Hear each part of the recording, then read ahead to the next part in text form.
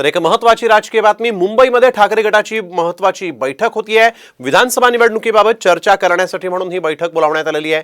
उद्धव ठाकरे, संजय राऊत आणि नार्वेकर या बैठकीला उपस्थित आहेत। निवडणुकीसाठी ठाकरे गटाची आता तयारी सुरू झाल्याचं या बैठकीवरून दिसतंय।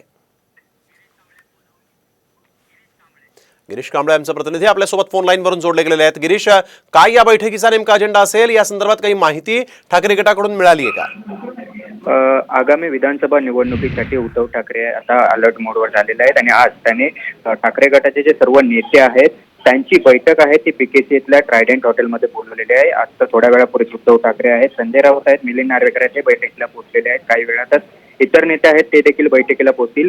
जे नेते आहेत त्या नेत्यांवर विधानसभा मतदारसंघ आहे त्या सगळ्यांची जबाबदारी याआधीच वाटून देण्यात आलेली होती। त्यानुसार त्यांचा आढावा आहे तो आजच्या या बैठकीत घेतला जाईल। एकंदरीत विधान परिषद निवडणुका आहे त्या निवडणुकीत 7 मतं आहेत ती फुटलेली होती, त्यामुळे कुठेतरी एक चर्चा होती की ठाकरे गटातील काही 2 मतं फुटली, काँग्रेसची इतर मते, असा एकंदरीत प्रोबॅबिलिटी जी आहे ती वर्तवली जात होती। त्या अनुषंगाने आजच्या या बैठकीत आढावा घेतला जाईल आणि आगामी विधानसभा निवडणुकी संदर्भात आजच्या या बैठकीत रणनीती ठरवली जाईल। कशा पद्धतीने या सर्व नेत्यांवर जबाबदारी आहे त्याबाबत जबाबदारी आहे ते आजच्या या बैठकीत ठरवली जाईल।